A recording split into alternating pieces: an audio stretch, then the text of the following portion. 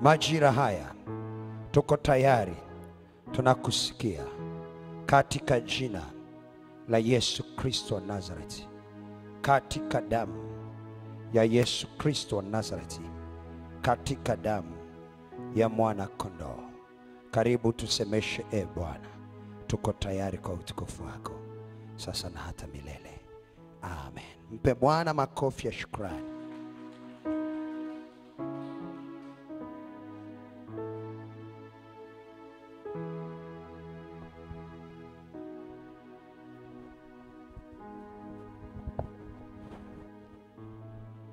Nikukaribishe moja kwa moja kwenye neno la Bwana ambalo pia ni mwongozo wa somo linalotuongoza katika kongamano letu la mwisho wa mwaka. Tuna kichwa kinachosema omba maombi ya kurejeshwa na kuhuishwa nafsi ndani yako ili kutembea na Mungu 2026 katika haki. Narudia. Omba maombi ya kurejeshwa na kuhuishwa nafsi yako ndani ili kutembea na Mungu 2026 katika haki. Bwana Yesu asifiwe. Bwana Yesu asifiwe. Narudia tena mara ya mwisho. Omba maombi ya kurejeshwa na kuhuishwa nafsi ndani yako ili kutembea na Mungu 2026 katika haki. Bwana Yesu asifiwe. Bwana Yesu asifiwe. Bwana Yesu asifiwe. Hii ni kongamano letu ambalo tunalianza leo na tutakwenda nalo mpaka siku ya Jumapili ijayo. Tumelianza leo, tutakwenda nalo mpaka siku ya Jumapili ijayo. Na kabla ya kusema au kufundisha somo hili, niseme na wewe juu ya mambo kadha wa kadha ambayo Bwana amenisemesha kwa ajili ya mwaka ujao. Niseme na wewe mambo ni mengi, lakini nitasema na wewe machache ambayo Bwana amenisemesha juu ya mwaka ujao. Na tuko kwenye kongamano hili ambalo tutakwenda nalo kuanzia leo mpaka siku ya Jumapili. Tazungumza vitu vichache kila wakati, nitazungumza sehemu ndogo, lakini tupate nafasi ya kuomba zaidi, maana kichwa kinasema, kumbuka, omba maombi ya kurejeshwa na kuhuishwa nafsi ndani yako ili kutembea na Mungu 2026 katika haki. Bwana Yesu asifiwe. Bwana Yesu asifiwe. Nina mambo machache ambayo Mungu amenisemesha kabla ya kuendelea na somo hili. Nikuwekee ndani, na kama unaweza kuandika, ukaandika ili kuendelea kuomba kwa kupita katika mambo hayo. Moja, mambo machache ambayo Bwana amenisemesha juu ya mwaka ujao kwa mwelekeo wake ni, la kwanza ni mwaka wa urejesho, restoration, wa mambo yaliyopotea. Kuna mambo yaliyopotea. Kama mtu mmoja, kama familia, kama kikundi, kama kanisa, kama taifa, ni mwaka wa urejesho. Na 2026 utakuwa na urejesho wa mambo yaliyopotea. Kwa maombi ya watu wa Mungu Mwaka 2006 utabeba neema ya urejesho. Moja, kurudishwa au kurudishiwa vitu vilivyopotea. Vipato, kazi, mahusiano ya kiroho na ya kimwili. Mwaka ujao mwaka wa urejesho. Lakini pia ni mwaka wa Mungu kurejesha nafasi zilizopotea kwa watu. Ni mwaka wa kurejesha nafasi zilizopotea, nafasi za heshima, nafasi za baraka, nafasi zilizopotea miaka ya nyuma. Jambo la kwanza ni mwaka wa urejesho. Lakini jambo la pili, mwaka ujao katika jambo la pili kubwa ambalo ni eneo mojawapo linahitajika kuombewa, ni eneo la mwaka huu utakuwa ni mwaka wa kupambanua. Mambo mengi yatahitajika kupambanuliwa. Ile discernment spirit. Ni mwaka ambao unahitaji roho ya kupambanua. Moja, rohoni pataongezeka majaribu, kwa sababu dunia inazidi kuelekea kwenye uharibifu mkubwa zaidi, kwenye kelele nyingi zaidi.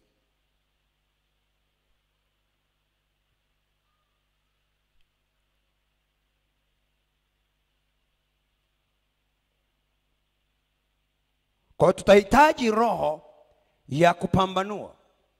Kupambanua maeneo gani? Moja, mafundisho mchanganyiko. Mafundisho mchanganyiko tunayapata huku na kule na kule. Unabii bandia. Unabii bandia.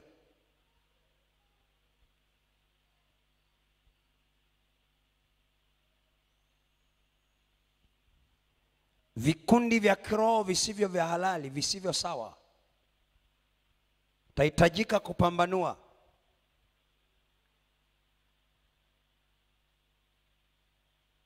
Watu wengi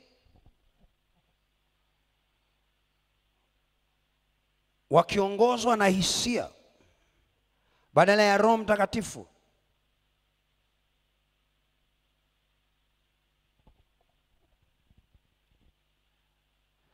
Lakini kwa watu walioko upande wa Bwana, kwenye hii roho ya kupambanua, discernment,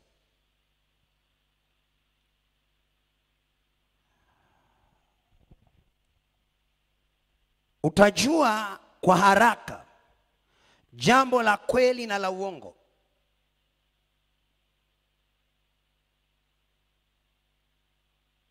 Kwa haraka sana. Mwaka ujao yale makanisa yanayojaa watu kwa uongo hayatajaa tena. Nisikilize na uandike, weka mahali, utaona haya. Kwenye roho ya kupambanua itakapokuja kwa watu wa Mungu, watu watasikia sauti ya Mungu kwa urahisi zaidi kuliko miaka iliyopita.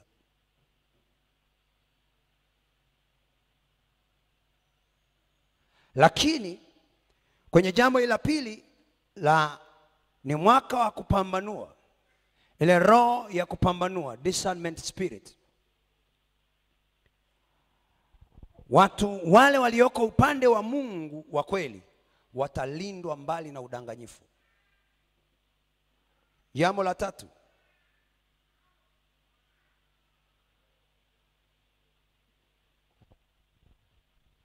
utakuwa ni mwaka wa kuinuliwa kwa wale watu waliokuwa kimya kwa muda mrefu.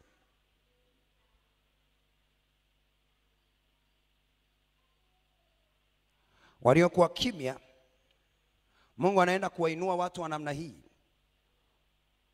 waliojificha kwa sababu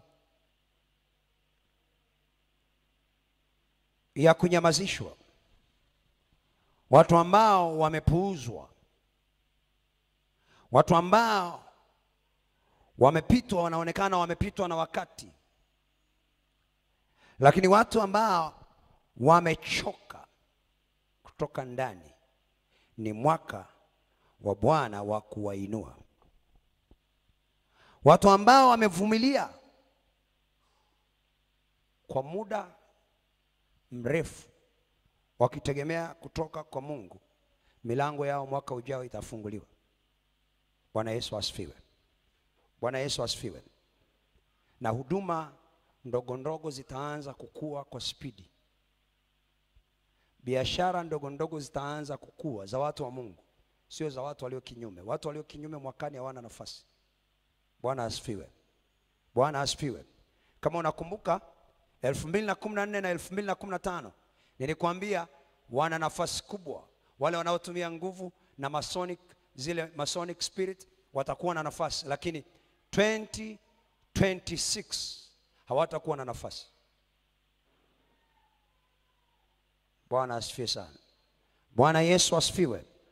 Bwana Yesu asifiwe. Wale ambao walikuwa wamefichwa wasionekane, Mungu anaenda kuwainua na kuonekana. Vipawa na karama vilivyokuwa vimejificha, 2026 Mungu anaenda kufanya jambo kubwa zaidi. Bwana asifiwe. Lakini jambo la 4, taendelea kusema siku kadri zinavyoendelea. Jambo la 4, na ni jambo la muhimu sana. Ni jambo la muhimu sana. Jambo la muhimu sana. Mwaka wa 2026 utakuwa ni mwaka wa mapambano na sio mwaka mwepesi kiroho.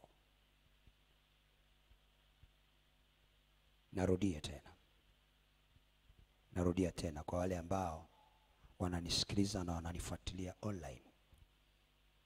Mwaka wa 2026 hautakuwa mwaka mwepesi rohoni.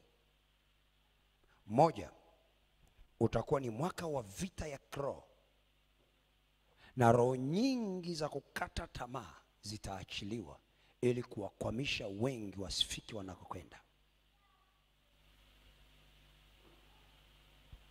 Jambo la pili, vita vya kiroho mwaka huu ni mwaka wenye mashambulizi, na mashambulizi yake makubwa yataenda kwenye afya ya akili na ya kimwili. Nisikilize tena.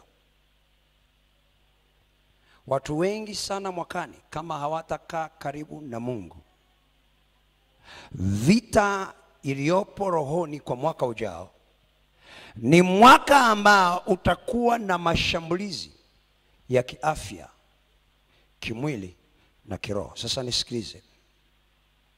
Kuna watu katikati ya vita hii, shetani amekusudia akipata akili zao na akipata miili yao kuwakatiza wasimalize 2026. Nisikilize vizuri. Na hii nakupa kama eneo la kuanza kuomba.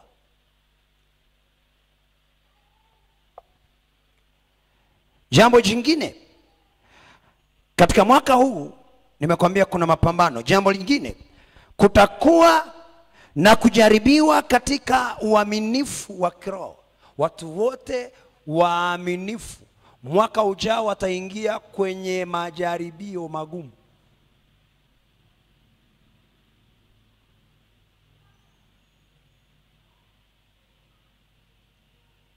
Watu waaminifu kwa Mungu watakuwa na majaribu, lakini ni majaribu yanayotafuta uaminifu wao. Je, kumbuka kipimo cha uaminifu ni hata kufa, si ndio? Kipimo cha uaminifu ni hata kufa. Kwa hiyo mwaka ujao kutakuwa na majaribu yanayopima uaminifu wako. Sasa jipange.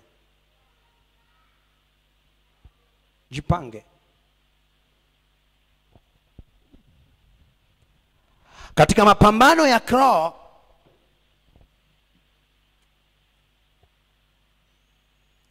kwa sababu ni mwaka ambao kuna uamsho.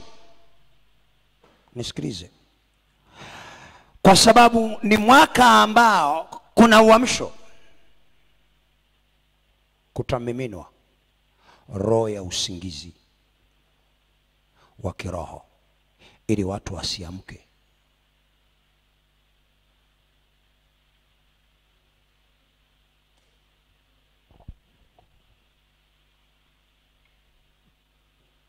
Hata hivyo wale wanaoishi katika maombi watashinda. Bwana Yesu asifiwe. Bwana Yesu asifiwe. Bwana Yesu asifiwe. Wale wanaoishi katika maombi na neno la Mungu watashinda. Nasema tena jambo moja, mengine nitasema huko mbele. Mwaka ujao, katika yale ambayo Mungu amenisemesha nikiwa kwenye maombi kwa muda mrefu, nikimuomba Mungu anisemeshe juu ya mwelekeo wa mwaka ujao. Jambo lingine ni mwaka unaohitajika kuketi karibu na Mungu. Hata kama una maeneo unaweza kuketi, lakini jitahidi 2026 uketi karibu na Mungu. Moja, Mungu anawaita watu kuomba zaidi. Kuomba zaidi. 2026 Mungu anawaita watu kuomba zaidi. Acha uvivu mwaka ujao. Bwana asifiwe. Jambo la pili, kwenye hilo jambo, tunahitajika kuketi karibu na Mungu zaidi. Unahitajika kuishi maisha ya utakatifu, usisogelee dhambi. Narudia, usifanye ujanja 2026. Usipoelewa unaweza ukapita na wewe. Ni mwaka unahitaji utakatifu wa hali ya juu. Mshike mwenzako mwambie ni mwaka unahitaji utakatifu wa hali ya juu. Mguse mwambie ni mwaka unahitaji utakatifu wa hali ya juu. Lakini tatu, ni mwaka unaokuhitaji kutafuta siri ya uwepo wa Mungu. Siri ya uwepo wa Mungu. Siri ya uwepo wa Mungu. Sasa mambo umeona huku nyuma na nini magumu kule, hapo ni mwaka wa urejesho ndio, lakini kuna mambo Mungu anayafunua. Na niseme moja,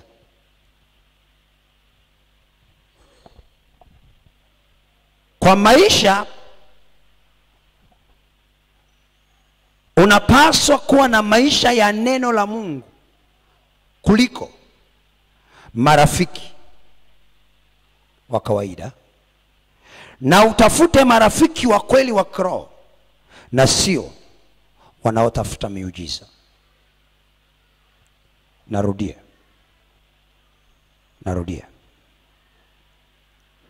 Hii itakusaidia. Mwaka ujao wengi wanaotafuta miujiza utawaona watakung'utwa, wataachwa njiani.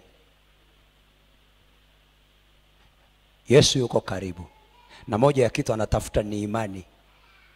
Anasema, je, nitakapokuja nitaikuta imani? Bwana asifiwe.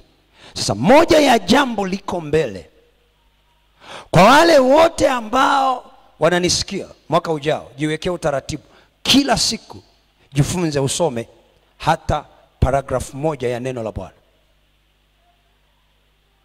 Wananisikia? Bwana asifiwe. Bwana Yesu asifiwe. Mwaka ujao jitahidi usome hata ukurasa mmoja wa neno. Tafuta marafiki wa kweli, sio watafuta miujiza. Tafuta marafiki wa kiroho. Kataa marafiki wa kawaida. Ni mwaka ambao Mungu anataka marafiki kwake. Nisikilize vizuri.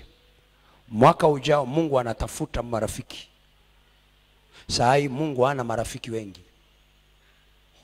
Ndio maana unaona nguvu za Mungu duniani zimepungua. Kwa nini? Kwa sababu watu wengi sana wameacha Mungu. Kuna gap kati ya Mungu na watu. Urafiki kati ya Mungu ulipungua.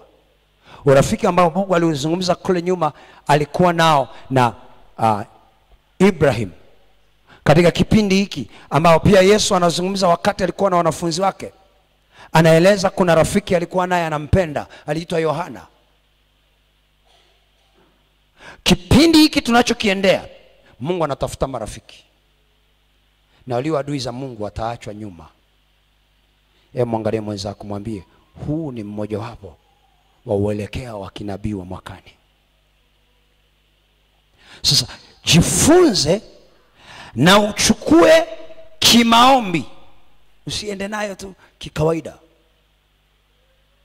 Na kama ulikuwa una mambo mengi mwaka ujao, weka ratiba yako vizuri. Kuanzia Januari, nunua notebook, nunua diary, weka ratiba yako. Weka ratiba ya Mungu, weka ratiba ya kupambana katika maisha. Bwana asifiwe. Bwana Yesu asifiwe. Na utaona Mungu anakufanyia mambo makubwa. Bwana asifiwe sana. Haleluya. Haleluya. Haleluya. Nirudi kwenye somo ambalo Mungu amenipa la kusema na wewe katika kukuandaa kwa mazingira ya mwaka ujao. Na leo ni siku ya kwanza, najaribu kusema na wewe kwa pointi ndogo tu chache. Kwa pointi ndogo chache. Omba maombi ya kurejeshwa na kuhuishwa nafsi ndani yako ili kutembea na Mungu 2026 katika haki. Bwana asifiwe. Bwana Yesu asifiwe. Neno letu linalotuongoza katika siku hizi tulizopewa na Bwana ni neno kutoka Zaburi ya 23 mstari wa 3. Zaburi ya 23 na mstari wa 3. Zaburi ya 23 na mstari wa 3. Zaburi ya 23 na mstari wa 3.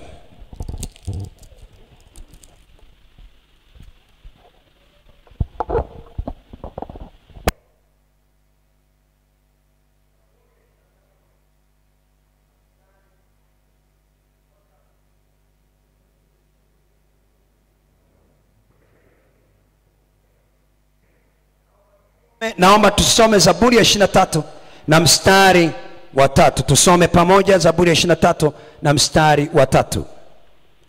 Unihuisha nafsi yangu na kuniongoza katika njia za haki kwa ajili ya jina lake. Turudie tena. Unihuisha nafsi yangu na kuniongoza kwa ajili na kuniongoza katika njia za haki kwa ajili ya jina lake. Amen. Bwana Yesu asifiwe. Bwana Yesu asifiwe. Omba maombi ya kurejeshwa na kuhuishwa nafsi ndani yako ili kutembea na Mungu katika haki 2026. Bwana Yesu asifiwe. Kuhuishwa ni nini? Kuhuishwa ni neno linalomaanisha kufanywa upya.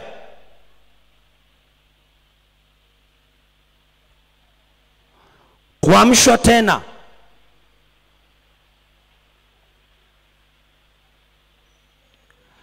Au kurudishiwa uhai kwa kilichokufa, kurudishiwa uhai katika eneo ambalo lilikuwa limepoa, au kudhoofika au kupoteza nguvu. Bwana Yesu asifiwe. Bwana Yesu asifiwe. Kuhuishwa ni neno linalomaanisha kufanywa upya, kuamshwa tena, au kurudishiwa uhai katika eneo ambalo lilikuwa limepoa au kudhoofika au kupoteza nguvu. Bwana Yesu asifiwe. Bwana Yesu asifiwe. Mstari ambao tumepewa utuongoze unasema, huniuisha nafsi yangu na kuniongoza. Okay. Kitu ambacho kimepoa, kitu ambacho kimekufa, kitu ambacho kimedhoofika hakiwezi kuongozwa na Mungu katika hatua Mungu anataka tuiende. Bwana asifiwe. Bwana Yesu asifiwe. Mwaka ujao Mungu anataka kutembea na watu, lakini watu wa aina gani? Anataka kutembea na watu ambao bado wana ahadi, watu ambao bado haki yao hawajaipokea.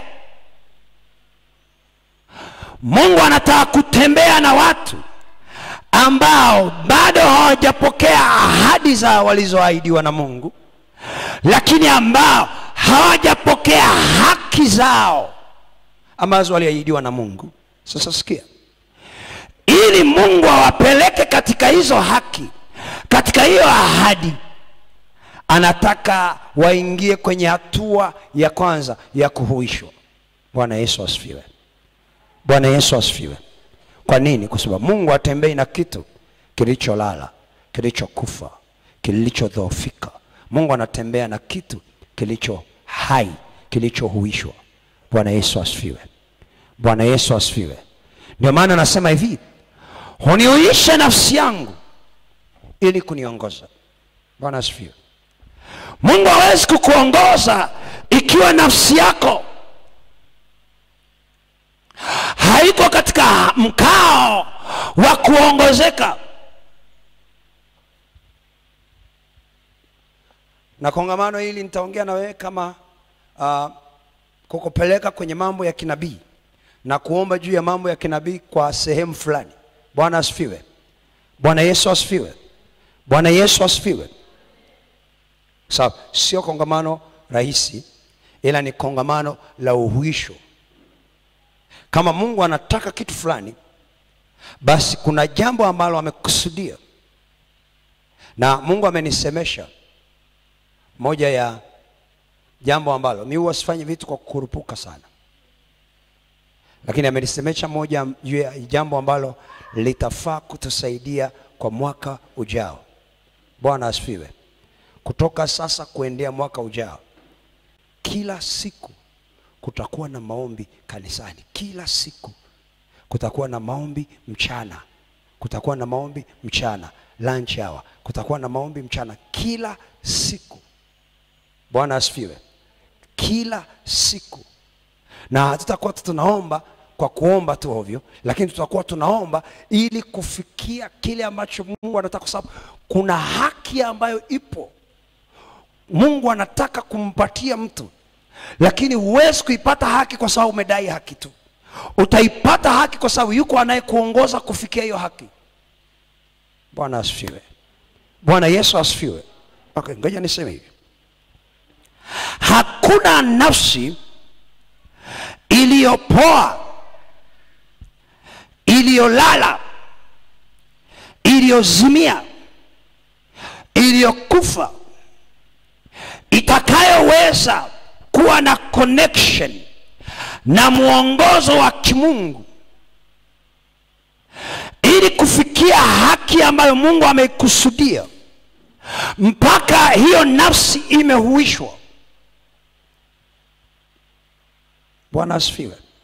Sasa kongamano hili, moja ya jambo kubwa tunalolizungumza ni kuhuishwa ndani, ni kuhuishwa nafsi yako, ni kuhuishwa ndani yako ili kuweza kuongozwa Jambo la kwanza tunalotafuta hapa ni kuongozwa. Unajua watu wengi sana huwa wanajiongoza. Mwangalie mwenzako mwambie huwa unajiongoza. Mwangalie mwenzako mwambie huwa unajiongoza.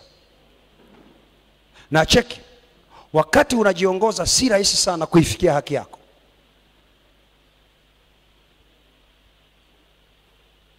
Sio kama unanielewa. Unanisikia? Ukijiongoza huwezi kuifikia haki wakati umeharibika ndani.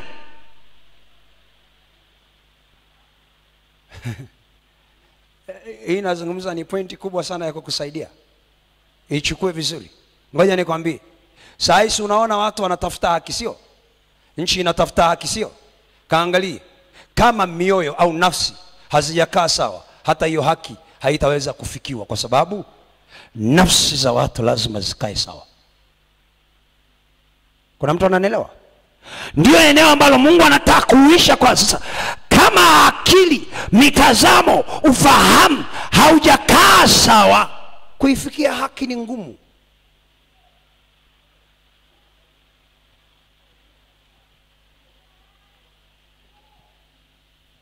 Ndio maana kuna umuhimu kafuatilie. Kama kuna hekima, wenye hekima pia wanazungumza juu ya mambo yaliyopo sasa, lazima wajue. Ukisema tu haki, haki ina njia zake. Si kama unanielewa? Bwana asifiwe. Lazima watu wahuishwe kwanza. Lazima watu wakae sawa kwanza. Lazima watu wapate muongozo wanayewaongoza ili wafikie hiyo haki. Huwezi kuipata haki umeharibika ndani. Huwezi kuipata haki umekuwa kama kichaa. Huwezi kuipata haki umevurugika. Ukishavurugika haki haitokei.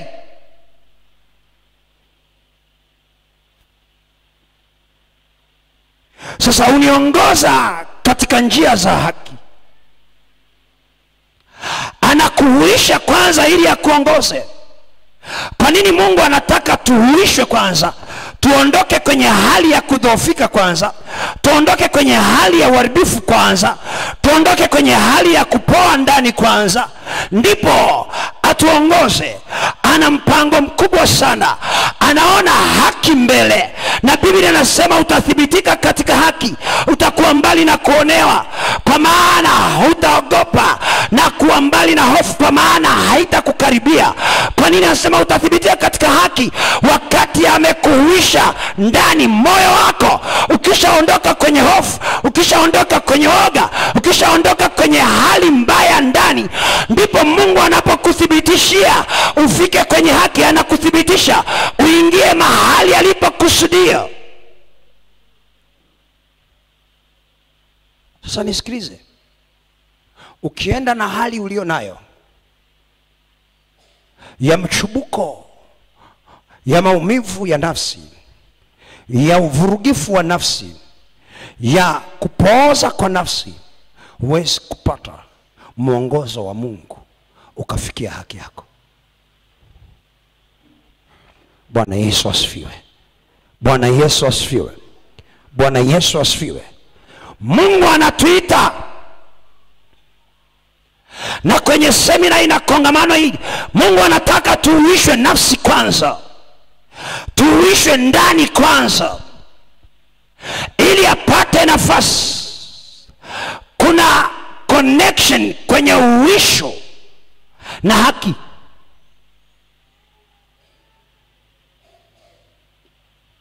Hujahuishwa huwezi pata haki.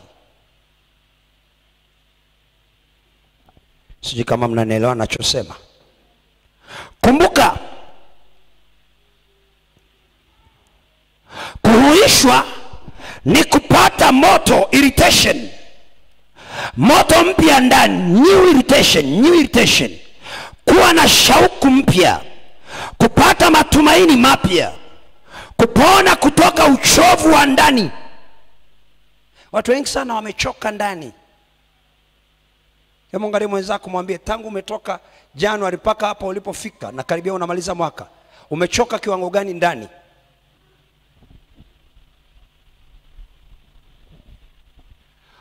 Wangapi ndani kuna ile irritation, kuna ule moto fulani hivi? Wangapi? Hebu inua mkono juu. Hakuna hata mmoja.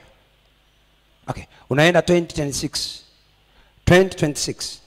Unataka Mungu akakubariki. Sikia, hawezi kubariki uko ndani kumepoa.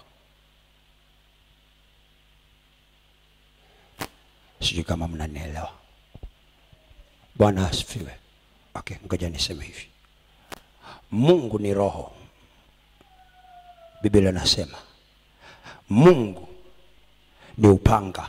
Biblia inasema, angalia, Biblia inasema pia Mungu ni moto. Kuna mtu ananielewa? Sasa sikia.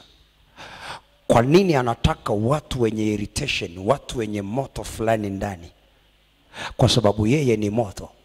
Na next year, according mazingira yaliyopo katika ulimwengu wa kiroho, anahitaji kuwa na watu ambao ndani watakuwa wana moto kiasi fulani, ambao watakuwa connected, wataweza kuwa connected ili awashikilie, awafikishe alikotaka.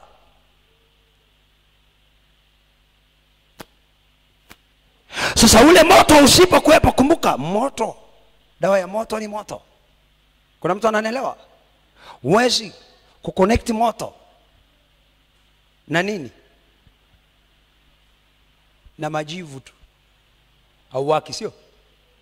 Na maji hauwaki. Moto ili uwake vizuri unaongezea moto, sio? Bwana asifiwe. Bwana Yesu asifiwe. Sasa kuna haki ambayo Mungu anaiona. Kuna watu wanaitaka na hawajaifikia. Na hii ni haki ya kiroho. Na izungumzia kwanza. Mimi sizungumzia hizo haki zingine kwanza. Nazungumzia juu ya haki ya kiroho ambayo Mungu anataka kila anayemtegemea aifikie mwaka ujao. Anataka ndani yako kuwe na hali ya uwisho, hali ya moto, hali ya uamsho mpya.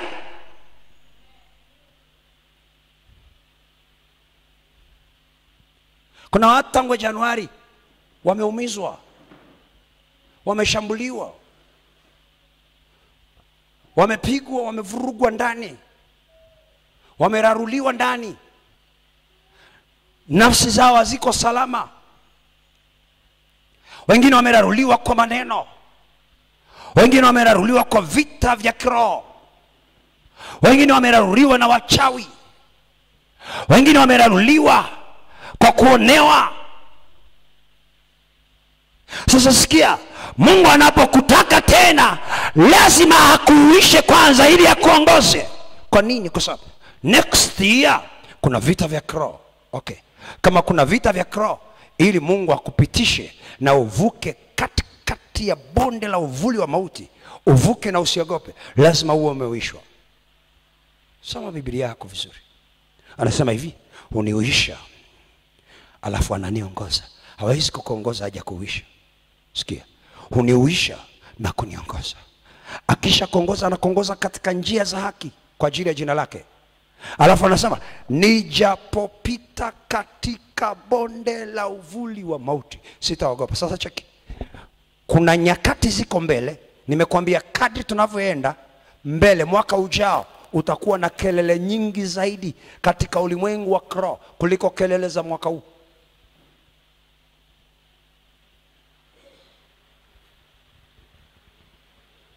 Haimaanishi kwamba hakutakuwa na baraka na neema. Baraka itakuwepo na neema, lakini nimekwambia utahitajika kukaa kwenye maombi. Jiwekee schedule yako vizuri. Tengeneza schedule ambayo utatembea nayo mwaka mzima. Na I'm telling you, kama utaweza kusimama na hiyo schedule na Mungu, hutafika mwezi wa 3 hujaanza kuona mabadiliko makubwa.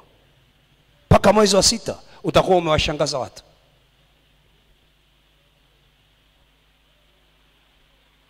Sasa uisho wa ndani ndicho kitu ambacho Mungu anataka kukifanya. Na kwenye kongamano hili mimi nimepewa ujumbe wa kuzungumza na wewe juu ya uisho wa ndani.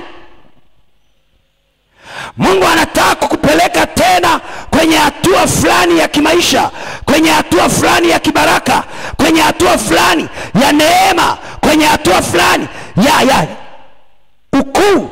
Hawezi kukupeleka kwa sababu unahitaji, kwa sababu unalia.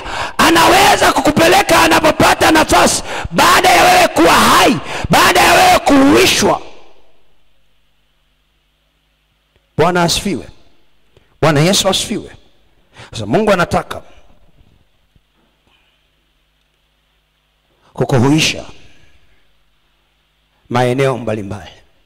Eneo la kwanza ni kwenye nafsi yako. Kumbuka, nafsi ya mwanadamu ndiyo kitovu cha hisia na safari ya kiroho. Unayeandika andika.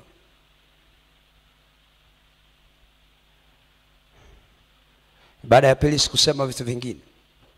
Nafsi ya mwanadamu ndiyo kitovu cha hisia na safari ya kiroho.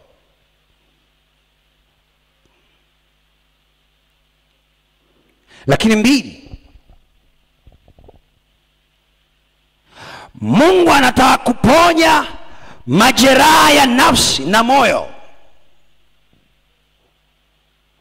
ili kuondoa msongo na kuleta nguvu mpya ili uweze kukabiliana na majira mapya yaliyoko mbele. Narudia. Mungu anataka kuponya majeraha ya nafsi na moyo ili kuondoa msongo na kuleta nguvu mpya uweze kukabili mazingira na nyakati mpya katika mwaka ujao.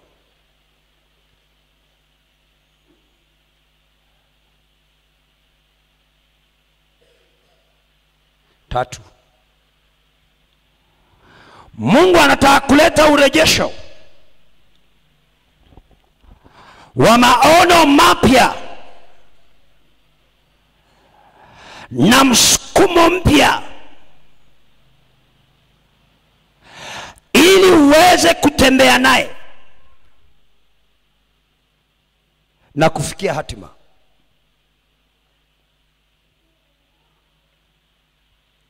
Sasa mtu yeyote ambaye amepata shida ndani, hana uwisho ndani, hawezi kufikia mahali ambapo Mungu anataka kumpeleka, maana ana msongo. Muulize mwenzako, mwambie una msongo wa mawazo. Mwambie usahau hata kidogo. Wangapi sasa hivi mnasahau kidogo? Tayari ni msongo. Huu ni mmoja wapo wa msongo. Karibia watu wengi hapa ibadani.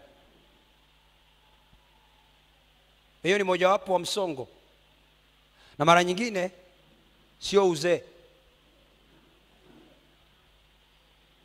Life situation inaweza ikakutandika, ikavuruga ndani nafsi, alafu ikaleta msongo. Sasa Mungu anataka kukuhuisha, kuondoa msongo. Sasa mtu yeyote mwenye msongo mkubwa hawezi kufika mahali Mungu anaenda, kwa sababu hataweza kumsikia Mungu na hataweza kuelewana na Mungu. Zaburi ya 147. Zaburi ya 147 mstari wa 3. Zaburi ya 147 mstari wa 3.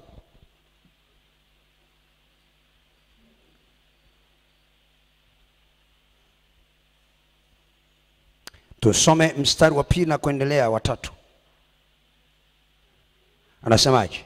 Bwana ndiye aijengaye Yerusalemu, wakusanya waliotawanyika wa Israeli. Mstari wa 3. Waponya waliopondeka moyo na kuziganga jeraha zao. Anataka kuponya na kuganga jeraha kwa ajili ya nini? Kwa ajili ya maono. Mstari wa 4 anasema hivi. Bwana wetu, mstari wa 4 anasema huihesabu idadi ya nyota, huzipa zote majina. Bwana wetu ni mkuu na mwingi wa nguvu, akili zake hazina mpaka.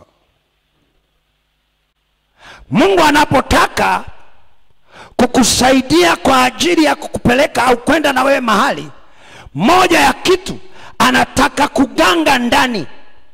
Anataka ndani kuwe na upya, anataka nafsi iponyeke, anataka moyo ukae sawa, anataka. Mungu hawezi kutembea na mtu ambaye moyo wake, nafsi yake vimeharibika. Hawezi. Ngoja nikwambie, mtu yeyote ambaye amehuishwa, spidi yake sio ya kawaida. Hujanielewa? Mtu aliyehuishwa, spidi yake sio ya kawaida. Ngoja nikwambie, kuna mambo umechelewa kuyafanya mwaka huu na miaka iliyopita. Kuna tatizo inawezekana bado unahitaji maombi ya kuhuishwa ndani. Na ukihuika ndani, kuna mambo utaweza kuyafanya kwa spidi, kwa sababu kila kilichohuika ndicho kinachoweza kwenda kwa spidi. Isaya inasemaje 40? Angalia Isaya 40. Isaya 40 anasemaje? Isaya 40.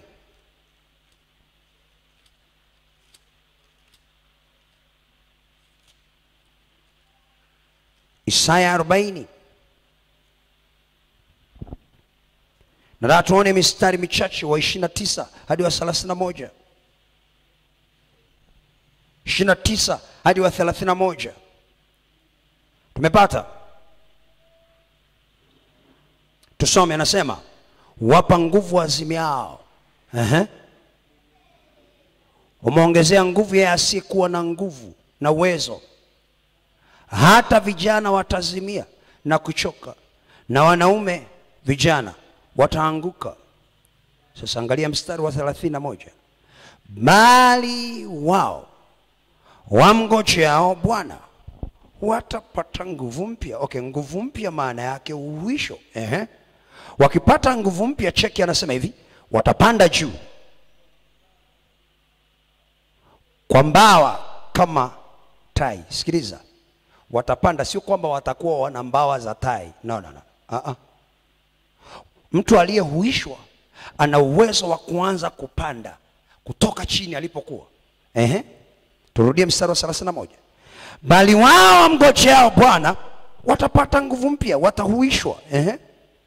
Watapanda juu kwa mbawa kama tai, watapiga mbio wala hawatachoka, watakwenda kwa miguu wala hawatazimia. Sasa sikia, kwa nini Mungu anataka kukuhuisha?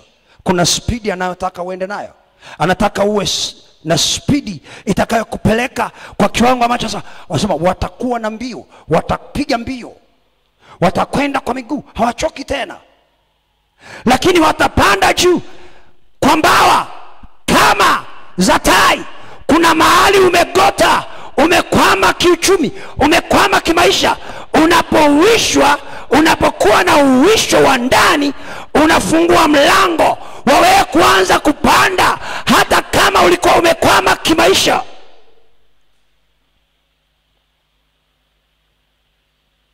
Watu wengi sana wakishafika mahali, wakidhoofika nafsi, wakidhoofika ndani, hawajui kwamba moja ya kinachotokea, wanakwama, hawaendelei kwenda, wanazimia, wanakufa, wanalala pale. Sasa anasema hivi, wamngojeao Bwana watapewa nguvu mpya. Maana yake watahuishwa. Wakishahuishwa, anasema wataanza kupanda. Hebu angalia mwenzako, mwambie ni wapi umekwama haupandi. Unielewi? Sikiliza, aliyehuishwa ndiye anapanda, asiyehuishwa hawezi kupanda. Aliyehuishwa ana spidi.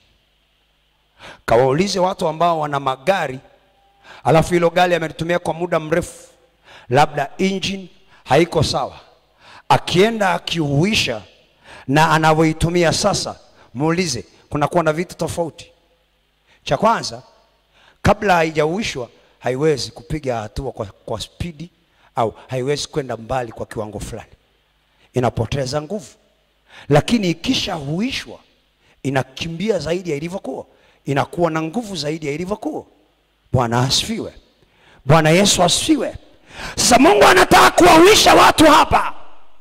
Kuna watu Mungu ana mpango nao next year kwenda mahali, lakini hawezi kwenda na wewe kwa sana mpango tu na wewe.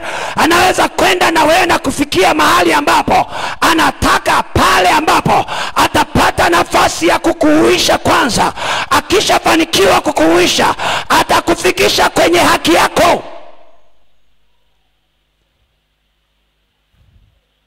Kuna watu hawajahuishwa, wanapitia mahali. Angalia Zaburi, angalia Zaburi ya 119. Nimesema ni siku ya kwanza, najaribu kuweka msingi tu. Siku ya kwanza. Siku zijazo nitasema vitu vingi kidogo mbele. Bwana asifiwe. Bwana Yesu asifiwe. Bwana Yesu asifiwe. Bwana Yesu asifiwe. Okay, Zaburi ya 119 mstari wa 25, alafu tutasoma mstari wa 37 na wa 38. Zaburi ya 119 mstari wa 25, alafu tutasoma na mstari wa 37 na 38. 25 tuanze kusoma wote. Anasemaje? 1, 2, 3. Angalia, huyu nafsi yake ilikuwa kwenye hali ya kufa. Kuambatana na mavumbi maana yake imekufa. Nafsi yangu imeambatana na mavumbi. Unihuishe sawa sawa na neno lako. Okay.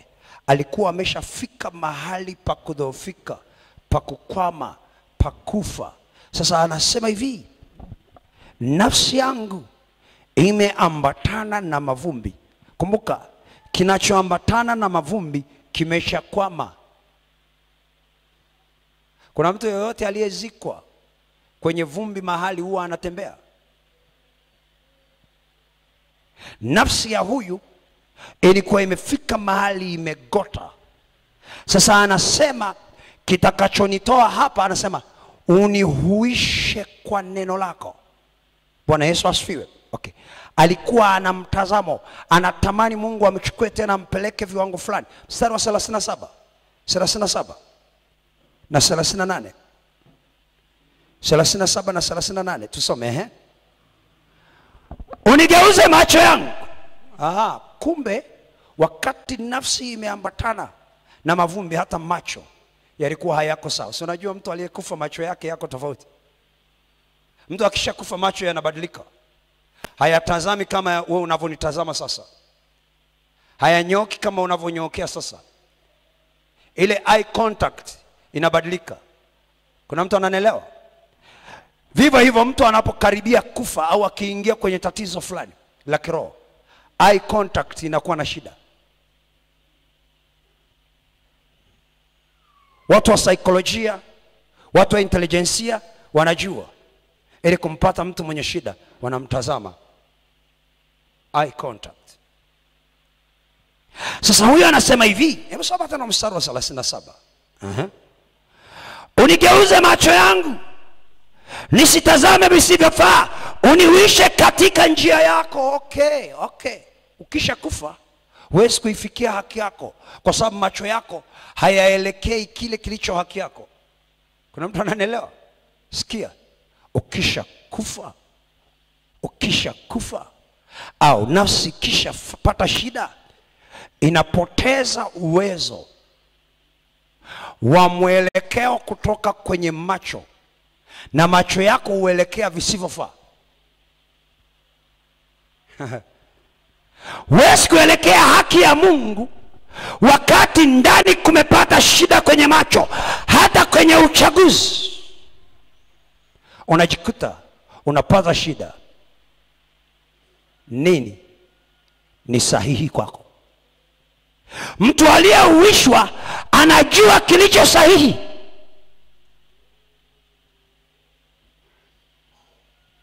Ndio maana naomba nihuishe ili nipite kwenye hiyo njia unayotaka, ili nifikie ukuu unaotaka, ili nifikie level ya baraka unazotaka. Nihuishe, geuza macho yangu. Ukihuishwa na macho yanageuka. Ukihuishwa mtazamo wako unakuwa mpya. Kuna kitu unaelekea kizuri. Ukikosa uhuisho ndani, unapoteza na hali nzuri ya uchaguzi.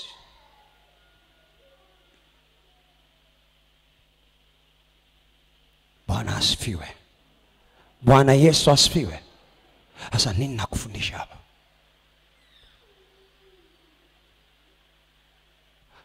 Omba uhuisho wa ndani. Ukihuika ndani, mwaka ujao utakuwa na speed ambayo sio ya kawaida. Unajua kuna mahali Ezekiel alisema nilienda pole pole kwa sababu ya tatizo la nafsi yangu.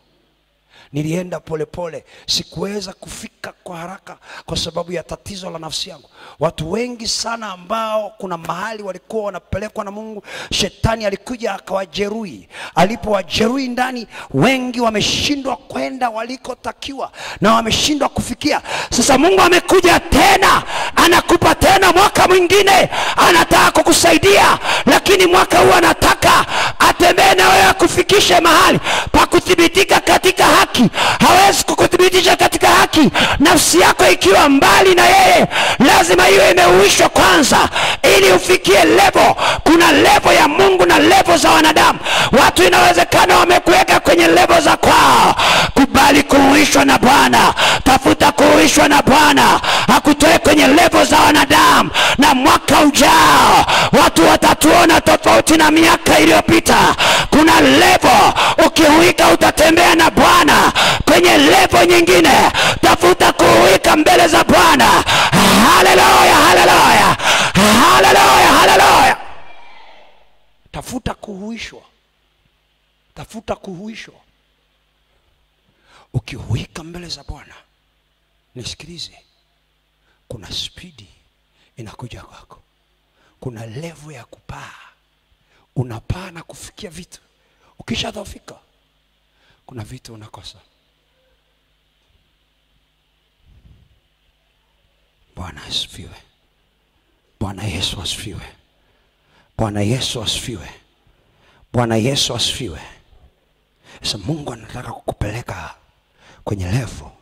Hakuna mtu anaweza kuingia kwenye furaha ya Bwana bila uhuisho ndani yake. Kuna furaha mbele yako, lakini hiyo furaha inahitaji connection na nafsi, na connector yako ni uhuisho. Zaburi ya 85. Zaburi ya 85. Zaburi ya 85. Nataka kuomba na watu. Nataka kuomba na watu. Nataka kuomba na watu.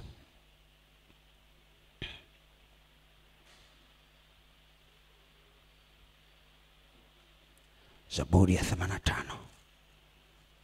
Oh, haleluya. Bwana Yesu asifiwe.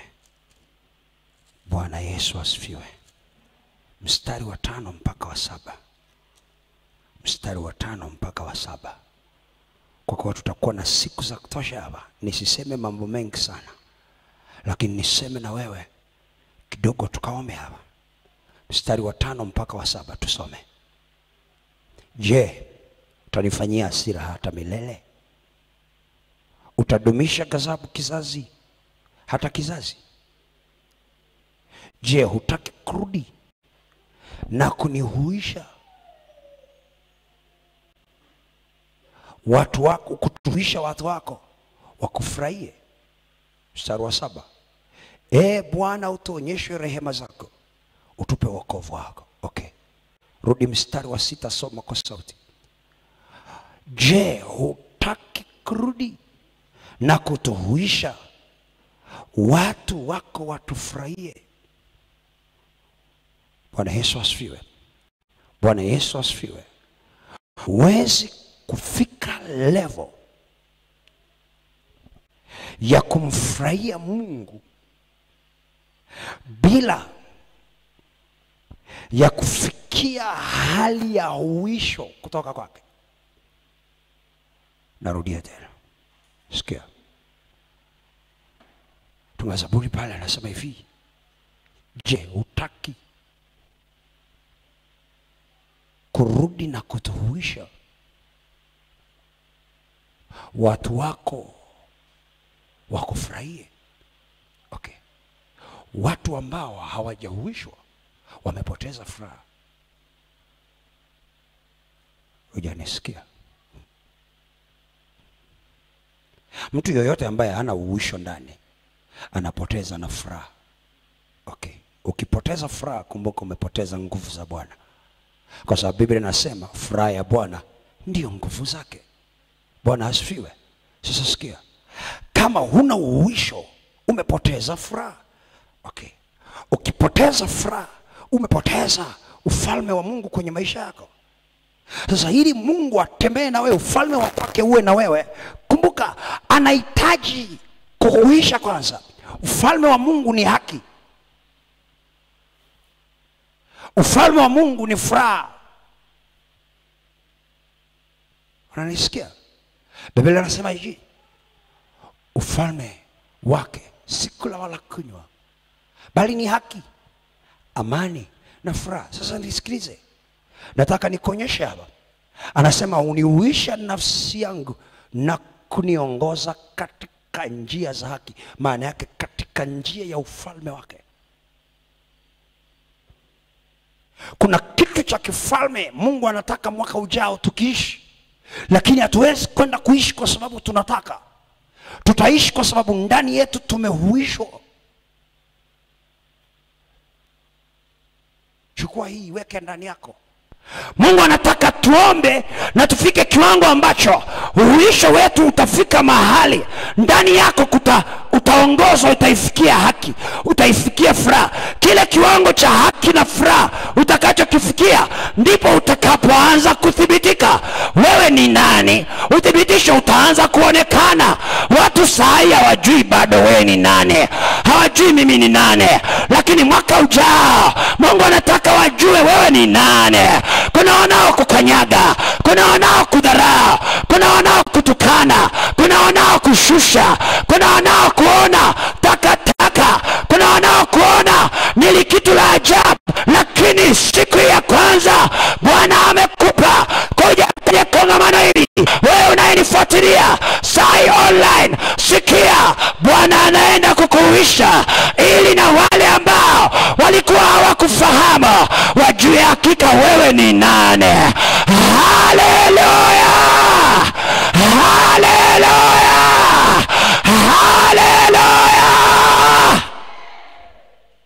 Kuna namna Mungu anataka kukuhuisha ili watu waanze kutambua wewe ni nani. Mtu anayetembea kwenye level ya ufalme wa Mungu ni mtu ambaye kila anayemwona umuona Mungu na kuanza kupata utambulisho wa tofauti. Hujanielewa? Mwaka ujao utafanya biashara zinazolala. Anasema hivi, wapa nguvu. Maana yake huwawisha, wanakuwa wapya. Wakishapewa nguvu mpya, Biblia inasema wanakwenda kwa speed. Kuna vitu utafanya kwa speed. Hata wewe ambaye huna nyumba, mwaka ujao utakuwa na nyumba inayotoka kwa Bwana. Wewe tafuta uso wa Bwana, fanya kazi kwa bidii. Nataka nikuambie mwaka ujao utathibitika katika haki. Haleluya!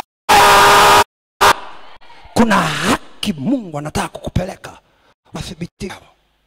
Na kongamano hili, nisikilize, limekuja kwa ajili ya watu wenye haki wanaotafutwa watembee kwenye njia ya haki. Sio kwa ajili ya kila mtu. Unajua haki sio ya kila mtu. Haki ni ya waliohuishwa.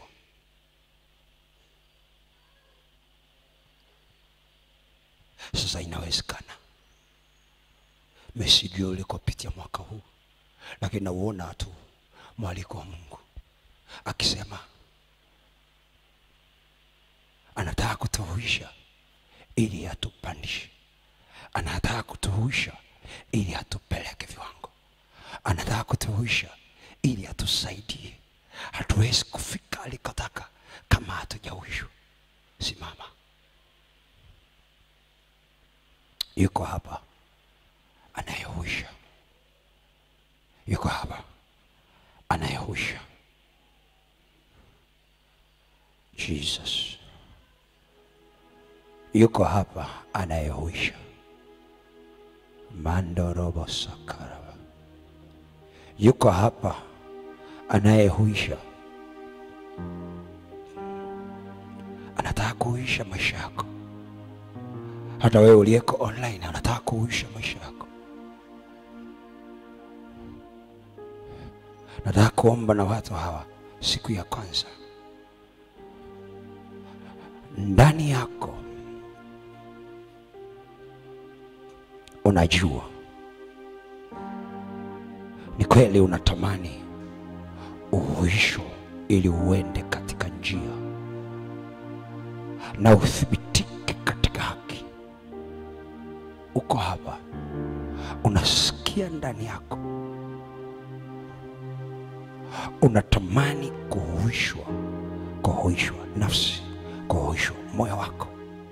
Maana yake kuamshwa kutoka ulikopooza, kuwa na ile new irritation, kuwa na moto. Uko hapa, sijui ulipita wapi, sijui umepitia mambo gani, lakini Mungu anataka kukuhuisha.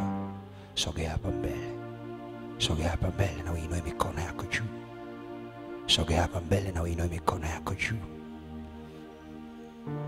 Sogea mbele, wewe ambaye unatamani uhuisho kutoka kwa Bwana. Inua mikono yako, funga macho yako. Wewe ambaye unatamani uhuisho kutoka kwa Bwana, inua mikono yako, funga macho yako. Inua mikono yako, funga macho yako.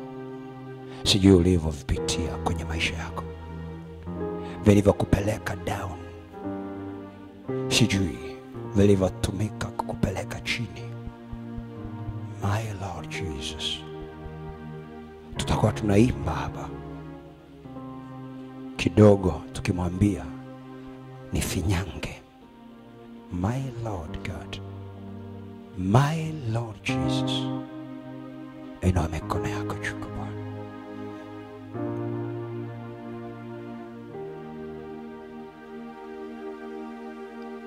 Bwana Mungu, ninakuja kwako, unifanye kama upendavyo. Inua mikono yako, mwambie Bwana Mungu. Bwana Mungu, nimekuja kwako, unifanye kama upendavyo. Funga macho, mwambie tena Bwana Mungu. Bwana Mungu, nimekuja kwako, unifanye kama upendavyo. Nihuishe Bwana, nihuishe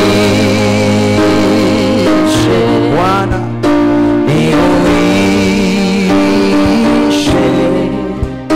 nihuishe kama upendavyo. Nihuishe Bwana, nihuishe Bwana,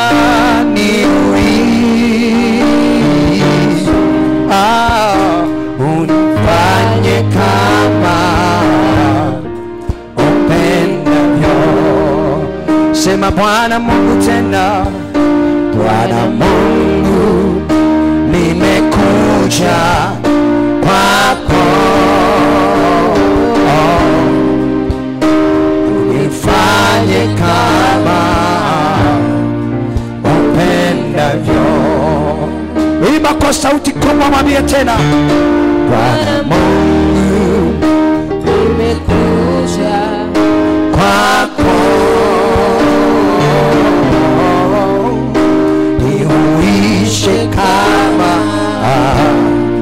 upendavyo. Nihuishe Bwana, nihuishe Bwana, Bwana, unifanye kama upendavyo. tena, niuishe,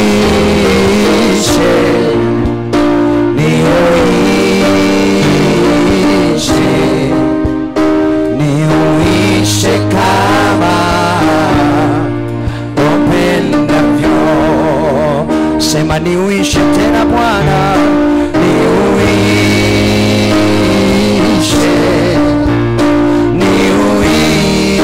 niuishe, niuishe kama upendavyo. Tamani Mungu akuhuishe, akusaidie wewe, lakini unapohuishwa wewe uwe msaada wa wengine. Maana kuna wengine kwenye familia, kwenye jamaa yako, wengine ni familia yako binafsi, kuna mahali hawezi kufika isipokuwa kuna mtu ambaye anaweza kuwafikisha. Jesus, my Lord Jesus. Kuna watu mko hapa na wengine mnanifuatia online, ambao mnaishi maisha, mara nyingine mnaishi tu kwa sababu siku imekuja na siku imeisha, lakini wengine kuna hali ambazo zinawafanya mnaishi kwenye hali ya kuumia, hali ya michubuko, hali ya majeraha, hali ya nafsi kupigwa, hali ya nafsi kutambaa. Wengine nafsi zinatembea mavumbini, kuna namna zimeumia, zimevurugwa, zimepigwa. Zingine zimepigwa na wachawi, zingine zimepigwa na maneno, zingine zimepigwa na watu wakatili, zingine zimepigwa na watu wenye hila. Ili wakuzuie majira haya, inua mkono yako kwa Bwana. Moja weka juu, moja weka kwenye moyo wako, moja weka juu, moja weka kwenye moyo wako. Yes, kuna kitu Mungu anaenda kukifanya. Jesus, Jesus, Jesus, Jesus. Naona malaika wako kila mahali kutuhudumia. Wako malaika kila mahali wanaojua tatizo lako lilipofikia. Ndio, Mungu amewatuma kwa ajili yako, kwa ajili yako dada, kwa ajili yako mama ulioumizwa, kwa ajili yako baba ulioumizwa, kwa ajili yako kijana wa kiume ulioumizwa, kwa ajili yako. Yes, naona wengine machozi yanawatoka. Ni hali ambayo tayari shetani alifikiri utaenda nayo, lakini ashukuriwe Bwana aliyekupa neema katika mwaka huu kukuandaa kwa ajili ya mwaka ujao. Kuna kitu wengine ninaona kimewaletea msongo, hicho kitu kinakuumiza mpaka umefika mahali huwezi tena kukumbuka mambo ya msingi. Unaenda ili mradi na huwezi tena kuwa na hali fulani ambayo inakubeba kiratiba. Mungu ameingilia kati, ametuma uwepo wa Roho Mtakatifu wake na nguvu zake. Baba wa mbinguni, katika jina la Yesu, asante kwa ajili ya huyu mama, asante kwa ajili ya huyu dada, asante kwa ajili ya huyu kaka, asante kwa ajili ya huyu baba, asante kwa ajili yake. Bwana, umetaka kumuisha ili kutembea naye mwaka ujao. Majira haya mtazame, anakulilia, yuko mbele zako. Mungu wa Israeli, mtazame, ameinua mkono wake, mwingine ameweka kwenye moyo wake. Anakuhitaji umsaidie, umtoe hapo ambapo tayari shetani alimweka, mizimu imemweka, vita vimemweka. Bwana wa majeshi, ninakuja mbele zako. Ni majira ambayo umenipaka mafuta ili kuomba na wao. Ninakuomba saa, hata kama wengine wamewekewa majeraha na mapepo dhidi yao, wamewekewa majeraha na majini yamesimama dhidi yao ili kusimamia hiyo hali ya michubuko na maumivu kwenye mioyo yao. Wengine wanasimamia hali ya uchungu, hali ya mateso, na kusihi Bwana, pitisha nguvu zako saa. Saidia huyu mama, saidia huyu dada, saidia huyu mama, saidia huyu dada, huyo kaka, huyo baba, huyo mtoto. Bwana anakuomba. Yesu, ninaona nguvu za Bwana zimeanza na watu hapa wanapokea neema. Iko nguvu inapita, kuna uisha, malango ya giza yanaachia. Nguvu za giza zilizokuwa tayari zimekushikilia. Umepoteza heshima, umepoteza hali ya heshima na kibali. Mungu anakusaidia majira haya. Heshima yako inarejea, kibali chako anapokuisha. Kuna hali inakuachia, Yes, weka mkono kwenye moyo. Wewe ambaye hujaweka, mwingine inua juu. Naona nguvu za Bwana zinapita. Ni siku ya kwanza tumeona akihudumia wengine kwenye ibada ile ya asubuhi. Ninaona nguvu zake zikikuhudumia kwenye ibada hii, na nguvu za giza zilizokuwa tayari zimevamia moyo wako, zimevamia nafsi yako, zimekuvamia ili usiende kwa spidi na kwa haraka. Hiyo nguvu inaachia in the mighty name of Jesus. Mighty name of Jesus. Achia nafsi zao. Ninatangaza uhuisho kwa jina la Yesu Kristo Nazareti. Yes, nisaidia. Naona uhuisho wa Bwana unapita. Ndio, msaidie. Yes. Na mapepo yaliyokuwa yamepata nafasi yanaachia, yalivamia, yanaachia. Yes. Achia. Enyi mapepo, malango ya giza. Ndio. Haya, mwachie.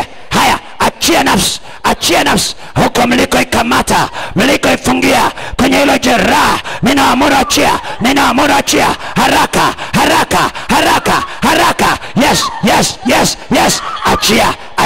Haya.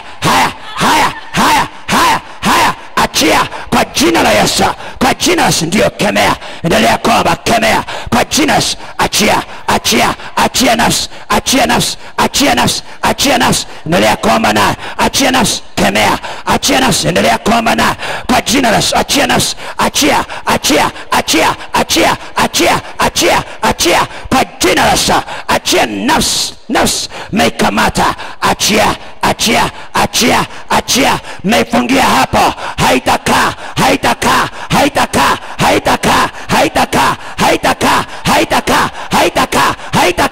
Hapo ameifungia kwa jina la Yesu. Fire. Yes. Ndio.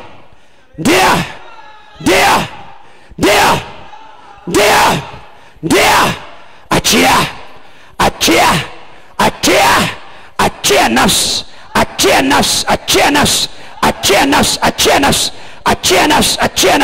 Mahali imekamatwa, mahali imevurugwa, mahali imeshikiliwa na malango ya giza.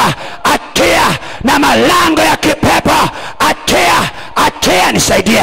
Achia.